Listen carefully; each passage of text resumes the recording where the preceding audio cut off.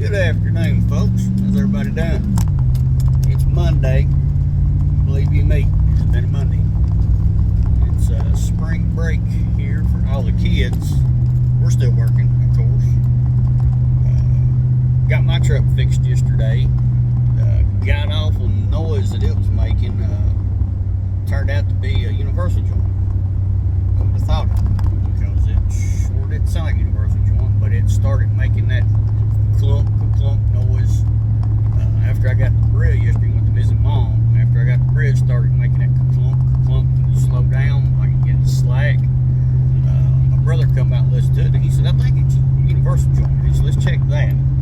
Sure enough, that's what it was. One of the cups was almost completely off, so swapped that out, got that fixed, so I'm tickled to death with that. And then I helped him swap out the cab mounts. Well, the cab mounts on his truck was rusted out. We swapped it out, so we're square on that. We didn't get to work this morning, and one of the first things we got to do is go pick up a lift that we bought, a genie lift, one-man lift, handy Herman, whatever you want to call it. So we go out to get in our pickup truck. Like I said, it's Monday. We go out to get in our truck, fire it up, to go pick up this lift. We had to be like at 10 o'clock.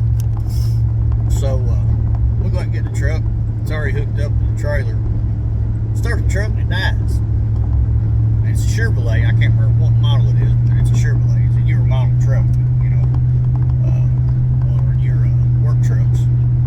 Like I said, we fired it up, started right off the bat like it always does, and it just died. And then it wouldn't start anymore. It would turn over, but it wouldn't hit. Kind of like either fuel pump, timing chain, is one of those gone out. Of course, it's got a full tank of gas in it if it'd been a fuel pump. So we unhooked it from the trailer. Like I said, we had this other place to pick this lift up at 10, so we unhooked it from our trailer and pushed it on down a little bit further than a lot out of the way, so we can get the other truck in, ton truck, hook up to the trailer, go pick this lift up. Now I don't mind driving that ton truck, the trailer, as long as I got a good line of sight, because the truck's wider than the trailer.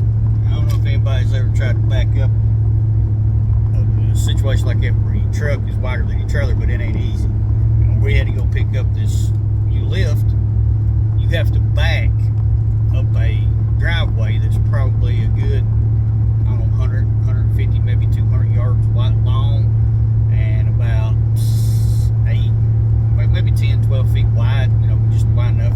And you have to back in because there's no room to pull up in there, then turn around and pull back out, or, you know, whatever. So you have to back up. So it took me 2 or 3 times, but I finally got it lined up, got it backed up right where I need it. But anyway, we come back from doing that, done a few other work orders, went to lunch, then decided we was going to take the salt spreader out of our ton truck. I mean, it's beautiful. We don't need a salt spreader.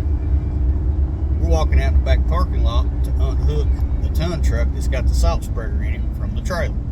And I look over at the white Chevrolet sitting there, and I'm like, where'd that come from? There's a puddle of something underneath, right dead in the center, underneath the front end of this truck, about the size of a steering wheel. I said, that wasn't there this morning. I said, something ain't right. So I walked over, and motor oil dripping steadily right off the oil filter. I said, huh. So we checked the motor oil.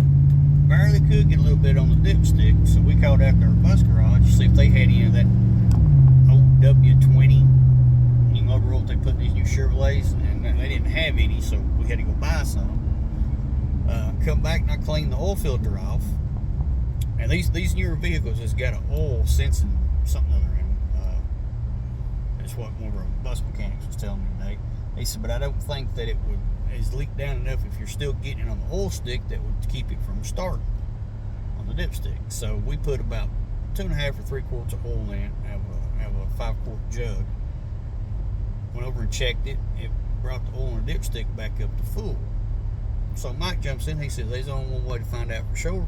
He touches the key, barely turns it over. The truck starts like a brand new and sitting there running like a sewing machine.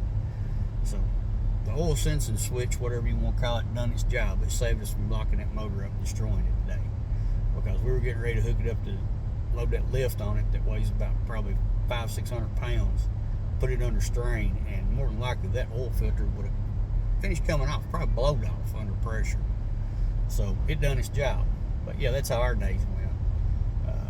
We've got her box truck out right now. I won't go into detail about that because I don't want to embarrass the individual driving it, but she knows who she is. She sees this video. And what happened in that situation after I saw the video she sent me of what was going on, rest assured it could have happened to anybody. I'm pretty sure we can fix that once we get it back. Fairly easy. Our electrician done said he could probably rewire it.